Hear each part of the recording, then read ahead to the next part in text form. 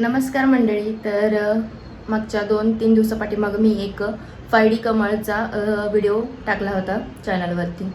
तर त्या व्हिडिओवरती खूप मैत्रिणींनी मला प्रश्न विचारलेत, खूप ताईंनी मला प्रश्न विचारलेत. तर त्या प्रश्नाचं उत्तर देण्यासाठी हा व्हिडिओ मी तयार केला आहे. तर व्हिडिओ शेवटपर्यंत नक्की बघा आणि तुमचे अजून काही प्रश्न असतील ना तर मला कमेंटमध्ये नक्कीच सांगा. तर चला वेळ वाया न घालवता व्हिडिओला सुरुवात करते. तर ज्यावेळेस आपण हा व्हिडिओ पोस्ट केला होता त्यावेळेस ताईंनी खूप प्रश्न मला विचारले होते. तर काही प्रश्न मी निवडक नोट डाऊन केलेले आहेत. तर त्या प्रश्नांची उत्तरं मी देण्याचा या व्हिडिओच्या माध्यमातून प्रयत्न करते. तर भरपूर ताईंनी मला हा प्रश्न विचारला होता की या तारेची साईज काय आहे. तर ना ही साईज 18 गॉसची आहे. ही तुम्हाला जिथे ज्वेलरी मेकिंगचं जे शॉप आहे तिथे नक्कीच भेटून जाईल. नथ मेकिंग वगैरे यासाठी ही तार वापरतात. मी त्यांना विचारलं शॉपमध्ये जाऊन, तर त्यांनी मला नथ मेकिंगची तार आहे असं सांगितलं. तर ही 18 गॉसची तार आहे. थोडीशी जाड रेंजची आहे, जेणेकरून ही लवकर खराब होत नाही, म्हणजेच टिकून राहते जरा. पण थोडीशी कॉस्टली असल्यामुळे आपल्या कमळाची प्राईस थोडीशी वाढते. ह्याच्यापेक्षा हलकी जर तार घेतली ना तर व्यवस्थित पाकळ्या तयार नाहीत होत. थोडीशी जाड आणि ह्याच्यापेक्षा जाड भेटली तर छानच. मला भेटली नाही म्हणून मी ह्या साईजचीच घेते 18 गॉसची. तर दुसरा प्रश्न हा होता की रेक्झिनमध्ये हे कमळ पाठीमागून चिटकवता येतं आहे का. तर चिटकवता येते पण टिकेल का नाही ह्याची गॅरंटी नाही. कारण तर बॅकच्या साईडला जो मूग भाग असतो रेक्झिनचा त्याच्यावरती शक्यतो करून मी कधी कोणाचं बघितलेलं नाही आहे, पण तुम्ही करू शकता. पण तुम्हाला कॉटनचा जो जाड रेंजचा कॅनव्हास येतो ना त्याच्यावरती ना हे नक्कीच चांगल्या पद्धतीने कमळ बनवता येईल. नाहीतर तुम्ही माझ्यासारखं हे डिजिटल पेपरचा वापरसुद्धा तुम्ही करू शकता. आता मी मागच्या व्हिडिओमध्ये तुम्हाला डिजिटल पेपरवरतीच हे सगळं दाखवलं होतं. त्याच्यानंतर ह्या दुसऱ्या ताईंचा असा प्रश्न होता की ह्या ग्लू स्टिक कुठे भेटतील. तर ग्लू स्टिक ना मी मागच्या वेळेससुद्धा प्रोडक्ट टॅग केले होते, यावेळेससुद्धा प्रोडक्ट मी टॅग करेन. फरसाठी म्हणा, ह्याच्यासाठी रेक्झिनसाठी ग्लू स्टिक, ग्लू गन ह्या मी सगळे प्रोडक्ट डिस्क्रिप्शनमध्ये टॅग करेन. तुम्ही तिथून परचेस करू शकता किंवा तुम्हाला हे तुमच्या जनरल स्टोअर्समध्ये सुद्धा भेटून जातील. आजकाल कुठेही हे भेटतात. त्याच्यानंतर या कमळाची साईज किती आहे असं मला विचारलं होते का ताईंनी. तर मागच्या वेळेस जे मी कमळ बनवलं होतं ना त्याची साईज हाफ फीटपेक्षा पण कमी होती. आणि या आता जो मी कमळ तुम्हाला दाखवणार आहे त्याची खालच्या बेसची साईज 1 फीटपेक्षा थोडीशी कमी आहे आणि त्याच्या आतलं कमळ म्हणजे त्याच्या आतलं फूल त्याच्यापेक्षा थोडंसं कमी आहे. त्याच्यानंतर दुसऱ्या ताईचा हा प्रश्न होता मला की हे कमळ किती रुपयाला भेटेल, म्हणजे किती रुपयाला विकता येईल वगैरे. तर मी सध्या विकण्याचा तरी प्रयत्न नाही केला, तरी पण तुम्हाला मी ह्याची नक्कीच प्राईस सांगेन. तर 1 फीटची आपण रांगोळी काहीतरी 350च्या आसपास विकतो. आणि ह्याच्यामध्ये तर आपण एक्स्ट्रा ग्लू स्टिक वगैरे आपल्याला लागणार आहेत का, तर आपण 5D कमळ बनवतो आहे आणि ह्याच्यामध्ये आपण तारसुद्धा यूज केली.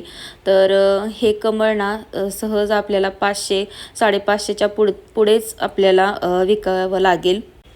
तर तुमच्या इकडे कशी प्राईस चालू आहे फरची, रेक्झिनची, ग्लू स्टिकची, त्याच्या हिशोबाने तुम्ही नक्कीच कमळच्या प्राईसचा अंदाज काढू शकाल, जसं की मी काढते.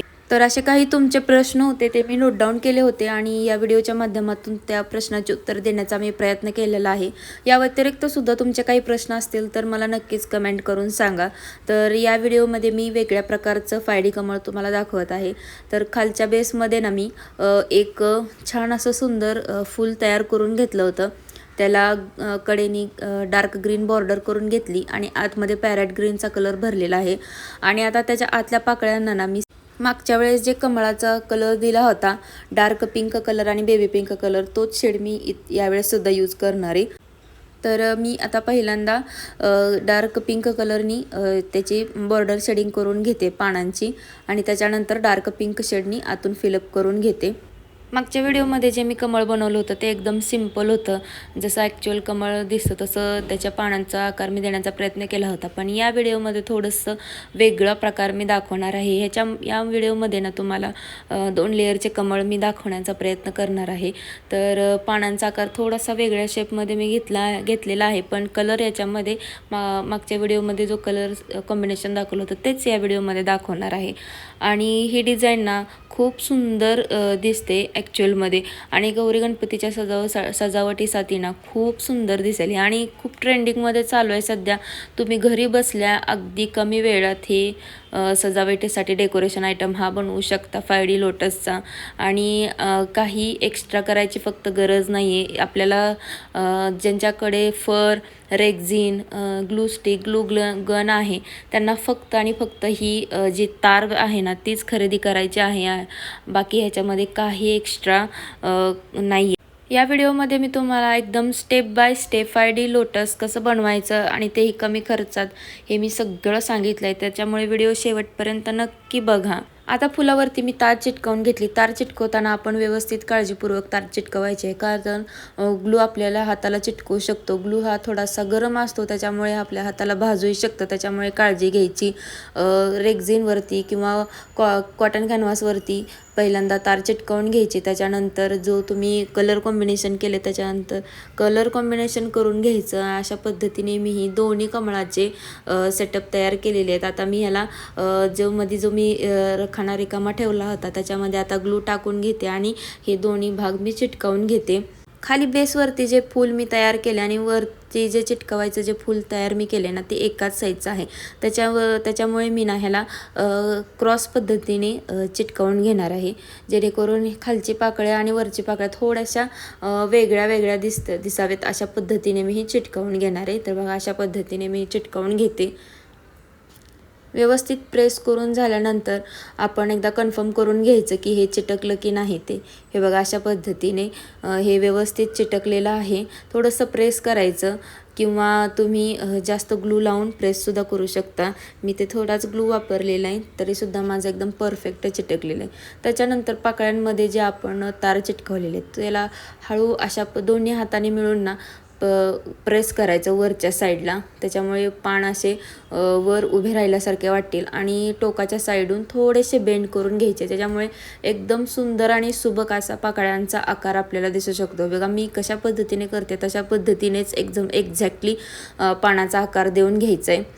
थोडीशी जाड रेंजची तार घेतली ना की व्यवस्थित पाकळ्यांना आपल्याला आकार देता येतो एकदम अचूक पद्धतीने.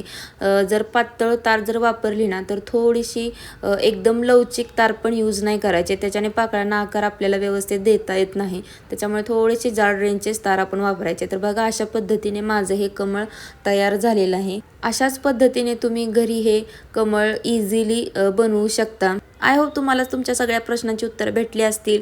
तर कसा वाटला हा व्हिडिओ मला नक्कीच कमेंट करून सांगा. आवडल्यास लाईक शेअर करा आणि चॅनलला सबस्क्राईब करायला विसरू नका. हो, कमळ आवडलं तर हाईपसुद्धा द्या. चला भेटू नेक्स्ट व्हिडिओमध्ये. तोपर्यंत